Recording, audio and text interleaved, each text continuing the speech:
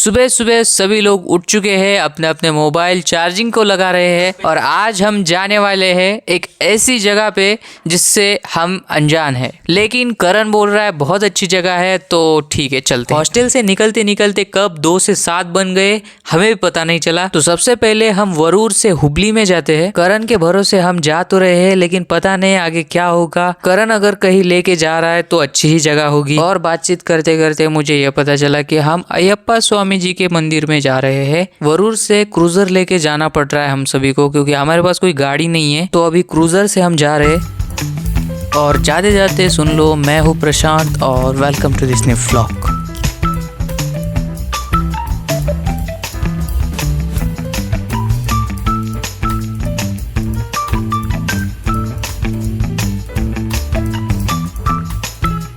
अभी तक तो हम गुब्बुर क्रॉस तक पहुंच चुके हैं, अभी आधा डिस्टेंस बाकी है।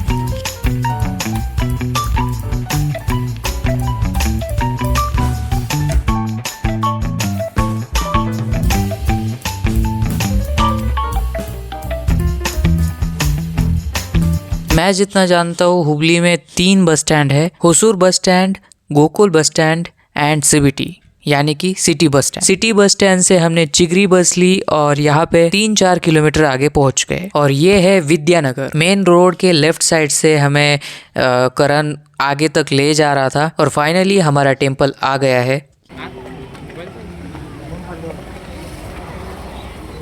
इतने सारे लोग होने के बावजूद भी यहाँ पे बहुत शांत लग रहा था। नेचर से जुड़ा हुआ ये मंदिर काफी सुंदर भी था। हम सब ने अयप्पा स्वामी जी के दर्शन लिए और यहाँ पे गणपति बप्पा का भी एक छोटा सा मंदिर था। शायद हमें थोड़ा सा जल्दी निकलना चाहिए था क्योंकि बहुत धूप हो चुकी थी, लेकिन हमें ठंड भी लग रही थी। दिसंबर का महीना चालू है तो ठंड तो बढ़ेगी भाई। कर्नाटका में बहुत सुंदर सुंदर मंदिर है, लेकिन ये मंदिर कुछ अलग ही था। इंसान की उत्सुकता ही उसका ज्ञान का कारण होता है। तो चलिए जानते हैं स्टोरी भगवान अयप्पा की। भगवान शिव जी और भगवान विष्णु जी, इनके परिवार के बारे में तो आप सभी को पता है, लेकिन इस कहानी में शिव जी की तीसरी संतान, ये एक ऐसे भगवान की कहानी है जिसके लिए भगवान ब्रह्मा ने कई लीलाएं रची।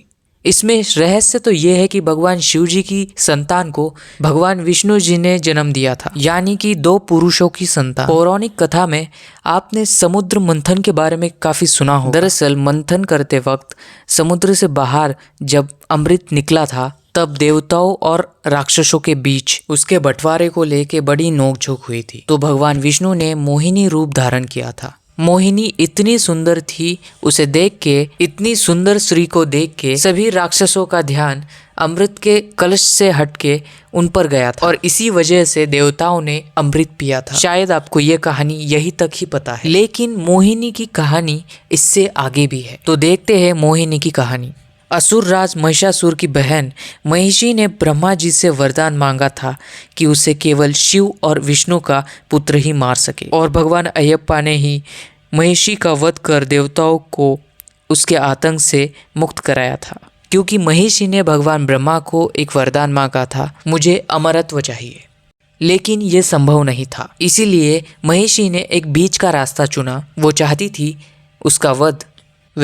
थी उसका वध भगवान शिव जी और विष्णु जी के संतान से हो, और महिषी को लगा 2 पुरुषों का मिलन संभव ही नहीं है। और इसी अहंकार के चलते धरती से लेके देवलोक तक इसने हाहाकार मचा लिया। एक बार फिर देवताओं के ऊपर एक संकट आया था। जब सभी देवताओं ने भगवान विष्णु से इस संकट का समाधान मांगा, तो भगवान विष्णु ने अपने अवतार को कैलाश पर्वत पर भेजा। मोहिनी को देखते ही भगवान शिव पहचान गए। मोहिनी ने प्रेम प्रस्ताव रखा, लेकिन शिव योगी थे, इसीलिए मोहिनी के प्रस्ताव को उन्होंने अस्वीकार किया। परंतु मोहिनी के प्रेम की लाज रखते हुए शिवजी ने अपना वीर्य दिया, जिसे हम पारद कहते हैं। इस तरह संबंध बनाए बिना ही उनका मिलन हुआ। मोहिनी भगवान विष्णु का अवतार थी, इसीलिए ये मिलन भगवान शिव और विष्णु का कहा जाता है। पारद के प्रभाव से मोहिनी गर्भवत हुई और उसने एक पुत्र को जन्म दिया। कहानी और भी है, अलग है और बहुत बड़ी भी है। फिलहाल के लिए तो बस इतना ही। दर्शन तो हो चुके हैं, और मैंने आरती भी की है। और यहाँ पे शायद व्रत होता है, वो रहता है 41 डेज के लिए। एक कहानी खुलती है तो उस पे दूसरी कहानी भी खुलती है और ये कहानी खुलते ही जाती है। फिर कभी मैं इस कहानी पे चर्चा करेंगे। दर्शन तो हो चुके हैं, अब हम निकलते हैं उंकल लेक की तरफ। वैसे सफेद ड्रेस तो बहुत बढ़िया लगती है मुझ पे। विशाल मेगा मार्ट तो यहाँ भी है भाई, किसी को फॉर्म भरवाना तो भर सकते हैं। चिगरी बस में ये रूट होता है उंकल विलेज, उंकल लेक और काफ़ी सारी जगह है यहाँ पे। ये सिटी बस की सिस्टम जो है ना, वो हर एक सिटी में होनी चाहिए भाई, बहुत बढ़िया है ये सिटी बस के लिए अलग से रास्ता होता है। मतलब ऐसा नहीं है कि सभी व्हीकल्स के साथ ही जाओ, नहीं, इसका एक अलग ही रास्ता होता है बीच में। इसीलिए यहाँ पे कहीं पे भी बहुत स्पीड से पहुँचते हैं। यहाँ पे हमने इस्कॉन टेम्पल को भी विजिट कर दिया। अब निकलते हैं उंकल लेक की तरफ। सिस्टम बहुत बढ़िया है, टिकट निकालो 10-20 रुपए का और कहीं पे भी चले जाओ। दरवाजे अपने आप खुलते हैं और बस के अंदर एसी भी होता है और इसका टिकट ही स्कैन नहीं हो रहा है।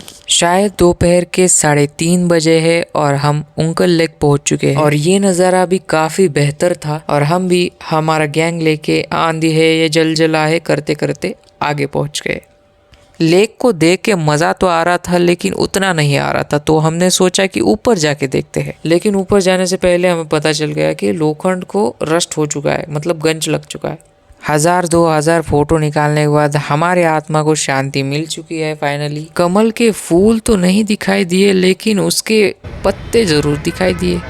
यहाँ एक छोटा सा गार्डन भी था, तो हम टहलते टहलते थोड़ा थक गए और यहाँ पे थोड़ा आराम किया।